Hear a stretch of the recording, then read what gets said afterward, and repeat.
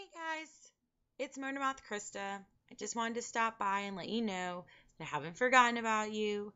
I haven't had a computer and I've actually taken lots of videos on my phone and they have not gone through because of Wi-Fi connection and the horrible Android that I have. I love my phone, but it's just giving me a lot of troubles. Anyways, I just wanted to stop by and let you guys know about the condition that I have that I'm still in the process of learning a lot about myself, and it's there's a name for it, but I know I have a septum in my uterus, and it is going to make it hard for me to conceive and harder for me to carry full term, and more likely and more at risk for miscarriages. So that's why I'm here, because I want to keep you guys informed, and I really just want to be able to help those who might have the same issue later on. So I'm going to explain it real quick, and I just want to apologize first for looking a mess. I'm exhausted. I was sick earlier this week and put off doing my homework until tonight, and I ended up having to do all my homework in like 4 hours tonight, and that's for all my classes. So I'm just really tired. I'm in my pajamas and my sweatpants and my glasses and my hair up and no makeup. But one day I will actually look semi-decent for you guys so you guys can see that I don't always look like a bum. But anyways, so Chris and I have been trying to conceive for about 7 months now, and we knew it wouldn't happen right away, and it's not very normal for it to happen in the first year after coming off birth control. So we weren't really worried about that until I missed my cycle, and that wasn't normal. So we did pregnancy test after pregnancy test after pregnancy test, and it came out negative each time. My doctor did multiple blood tests, and she did some PAPs and just general exams, and they could not find out what was going on. So she was about 99% sure that I had PCOS, which is polycystic ovary syndrome, and she decided that she was going to send me to an actual OB to have an ultrasound, and they do. It's an internal ultrasound to make sure that I don't have PCOS. So I go into the doctors with Chris, and I'm like certain that this is what I have, and I know it's really hard to conceive when you have PCOS, so I was really worried about it. But I actually got the news was better because it's something that can be fixed. It just seems more troubling and invasive because it's surgery involved, and they told me I had to stop trying, and it was just a lot to take in at one time. Now that I know what I'm looking at as far as the next year and what's to come, it's a little bit easier to handle. So what it is there's two birth defects that women can have in their uterus that they actually happen when you're in utero. So when you're in utero, you have two circles like this that are going to become your uterus, and they expand to look like this. And then obviously you have your fallopian tubes and your cervix, but your actual uterus looks like a pear shape almost. But one birth defect that can't be fixed, it's like a deviated septum. It looks like this, and it's basically just a round divot in the top of your uterus. That can't be fixed, but it's easier to conceive with because all it is if the baby connects to that top part, it does make you at high risk for miscarriage because the placenta won't get the blood flow. But as long as it connects on the outside, you should be okay. For me, with the septum, my uterus looks like this. And what it is when the walls formed to my uterus, they didn't open all the way up. So they have a muscle wall that splits my uterus into two. But luckily, all they have to do is go in surgically and remove that septum from the middle of my uterus and open it all back up. Because right now, with it like this, if I get pregnant, if there's no way to really hold this, if the baby attaches to if the placenta attaches to the septum at the top, or any of the muscle wall that splits down the middle of my uterus, there's no blood flow and no nutrition flow, so the baby would miscarry.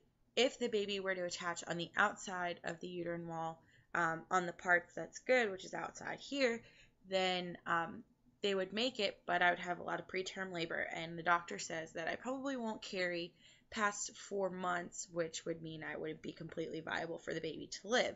So we'd have a lot of miscarriages and stillborns. So what they want to do is we actually have to stop conceiving, or trying to conceive, I should say, for the next year, because in that year they are going to first they have to get my blood pressure under control. For some reason that's up, but that's hereditary. Even though I've been losing weight and watching my diet, it is still up. So they're going to start treating that with medication, and then which they already have. And then I have a referral being put into place to go see a reproductive endocrinologist at the UVA Medical Center in Charlottesville, Virginia. And they should be able to tell me my next steps to having the surgery. And at first, like I said, we were really upset about having to wait and what did this mean for our future and trying to have kids. But I've heard a lot of plus side to the surgery. After the surgery, people have gotten pregnant right away. They've had no issues carrying babies. They've had multiple kids without any issues after the surgery. So that's an upside to it. And then also the whole idea of having the surgery was really scaring me, but I think in the end it's a lot easier to have this issue than some of the other infertility issues that are out there. And that year, it's God's time, it's not our time. So that year gives Chris and I another year together of marriage before we add kids into the picture, and another year to pay all of our bills off. The car will be paid off by then, and some other extra bills we have, and we might be able to buy a house by then, or at least start to look at buying a house instead of having to rent. And it just gives us more time to set ourselves straight before having a baby, even though we were so sure we were ready. Now we realize that we might have been ready, or we might have thought we were ready, but God knew we weren't. So it's kind of a blessing in disguise, I guess you could say. But again, we have our puppies, so that's good enough for now, and we have each other. But before I sign off here, because I am exhausted and I want to get to bed, I just kind of want to discuss some stuff. I am going to do a book review of some sort once a month, and right now I'm reading Hidden by PC Cast. It's the last book that has come out in the House of Night series, but I don't know if I'm going to do a review on that because it is such a large series. I feel like I should start at the beginning of something. So I will not, probably won't do that, but if you have any suggestions, I'm going to start looking, but if you have any suggestions on books that you would like me to read and we can review, or if you have questions or anything, just let me know below. I will definitely read it, and I'm always looking for a good book, so let me know what you think. Also, sorry, my dog, I'm playing with her Kong, so she wants me to throw it. There you go. Anyways, also, I think I'm going to do, because I'm a big movie buff, I think I'm going to do a movie review once a month, and I'm waiting for my brother-in-law to come home. He scares the crap out of me when he comes in the door, so that's why I keep looking over. Anyways, I think I'm going to do a movie review once a month because I love to go to the movies, and Breaking Dawn Part 2 comes out next weekend, and my best friend, one of my best friends, Renee, and I are going to go see it on Saturday. So I think I'm going to do a review on that because even though that is a series, it's a series that everybody knows. And I'm a big fan of the Twilight series. I was a fan of Twilight before the movies were even, they weren't even in the process of being thought out when I started reading Twilight. It's been a few years. So I will definitely do a review on that. Also, we didn't get hit by Hurricane Sandy as bad as they thought we would. It actually went right by us, and we just got a little bit of wind, so that was really good. I do have some family that was affected by it, both in Maryland, my in-laws, and some friends, and also in Boston. That's where I'm originally from, so a lot of my family was affected by it up there. The beach that my mom actually grew up off of is pretty much completely flooded, and the water's up over the seawalls. So she's going up there actually for Thanksgiving, and sadly Chris and I can't go. We're staying here, but I'm kind of glad she gets to go and make sure that everyone's doing okay. and check out what it's like up there, because that's where all of our family is. I mean, my mom's one of 7, and all of my aunts and uncles are up there, so that's cool.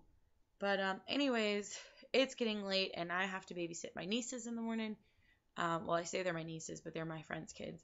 I have to babysit them in the morning, and I'm also going to get my hair done tomorrow, get it cut, and I think I'm gonna get a perm, but not a really spirally one.